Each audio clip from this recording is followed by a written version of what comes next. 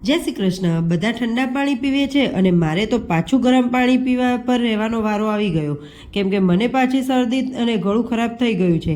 આજે વિયાનને પનીર પરાઠા ખાવા હતા તો તેને નાસ્તામાં પનીર પરોઠા બનાવી આપ્યા અને મારા માટે પૂરતું પનીરનું સ્ટફિંગ હતું નહીં, એટલે મેં તેમાં બાફેલા બટાકા નાખી અને મસાલો કરી લીધો અને પનીર અને બટાકાનો મિક્સ પરાઠો બનાવીને ચલવી લીધું। આજે મલાઈ જમાવીને રાખી હતી તો તેમાંથી ઘી પણ બનાવી લીધું અને આ તો જુઓ, હજુ પરીક્ષા ચાલુ થઈ નથી અને વેકેશનની તૈયારી થઈ રહી છે।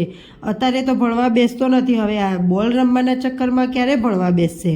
આજે બનાવવાના હતા થેપલા, તો તેનો લોટ બાંધી લીધો અને તેલ પતી ગયું હતું તો સાથે સાથે તેલ પણ નીકાળી લીધું અને મને શરદી થઈ ગઈ છે એટલે એનું બહાણું આપી અને આદિત્ય જોડે મરચાં કટિંગ કરાવી લીધા, કેમ કે અમારા ઘરમાં આદિત્ય જોડે ઘરનું કામ કરાવવું બહુ અઘરું છે।